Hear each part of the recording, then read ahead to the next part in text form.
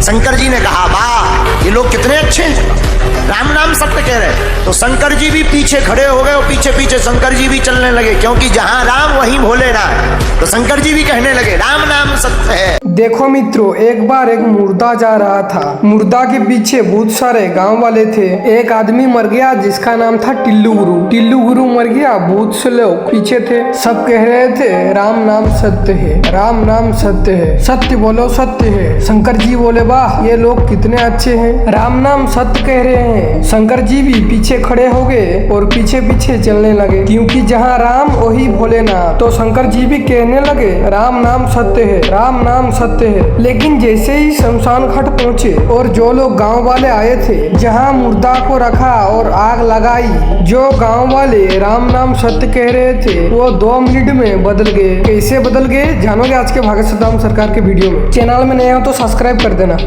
शंकर जी ने कहा वाह ये लोग कितने अच्छे हैं, राम नाम सत्य कह रहे। तो शंकर जी भी पीछे खड़े हो गए और पीछे पीछे शंकर जी भी चलने लगे, क्योंकि जहां राम वहीं भोले राम। तो शंकर जी भी कहने लगे राम नाम सत्य है, राम नाम सत्य। लेकिन जैसे ही शमशान घाट पहुंचे तो जो लोग गांव वाले आए थे, जहां मुर्दा को रखा हो आग लगाई, तो जो गांव वाले राम नाम सत्य कह रहे थे सब बदल गए 2 मिनट में। अब तो खुसर फुसर करने लगे एक दूसरे से। अच्छा भैया तुम्हें कब पता लगा ये कैसे मर गए गोपाल टिल्लू गुरु?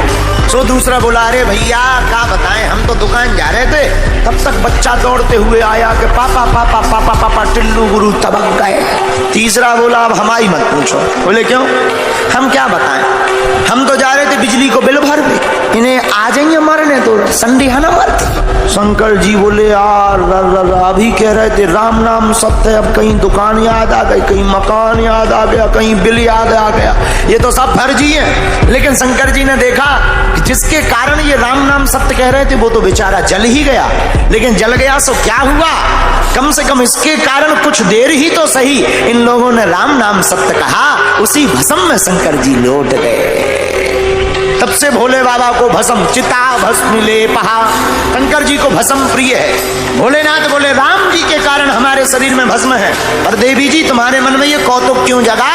पार्वती जी बोली महाराज और तो सब ठीक है, आपने ऐसा कौन सा रस पी लिया है कि आप मरते ही नहीं हो, केवल हम मरते। कौन सा रस पी लिया? हाँ बात अच्छी। देवी जी हमने अमर कथा का पान किया है, देवी हमने भगवान की अमृत रूपी कथा का पान कर रखा है, इससे क्या होता? मृत्यु पर विजय प्राप्त की जाती। महाराज हमको भी सुनाओ। ठीक है देवी जी, सावधान पूर्वक सुनना। जी महाराज। भगवान ने माता पार्वती जी को सामने बैठाया और अमर कथा कहते हैं भगवान की मंगलमयी कथा ही अमर कथा है। सुनाना प्रारंभ किया, डमरू को बजाया, सब कैलाश के पक्षी उड़ गए, लेकिन एक छोटा सा सुख का बच्चा, तोता का बच्चा उसी वृक्ष के ऊपर रहता था, छोटा था, नन्हा था।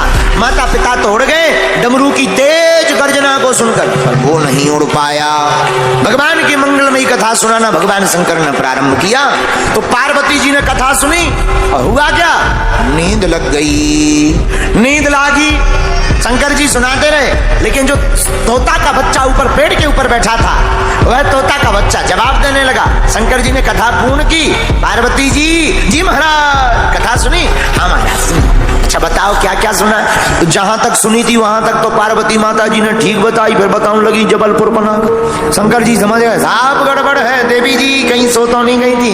तो धीरे से सिर हिला के तब थोड़ी सी नींद लग गई। मित्रों, एक बार हमारे भोले बाबा ने माता पार्वती को अमर कथा सुनाई, लेकिन एक छोटा सा सुख का बच्चा, तोता का बच्चा उसी पेड़ के ऊपर रहता था। तो माता पिता तो उड़ गए डमरू की तेज गर्जना से, लेकिन वो बेचारा उड़ नहीं पाया क्योंकि बच्चा था, छोटा सा नन्हा सा बच्चा था। पार्वती जी कथा सुनते सुनते क्या हुआ, नींद लग गई। लेकिन शंकर जी कथा सुनाते रहे, लेकिन जो वो तोता का बच्चा पेड़ के ऊपर बैठा था, वो तोता का बच्चा जवाब देने लगा।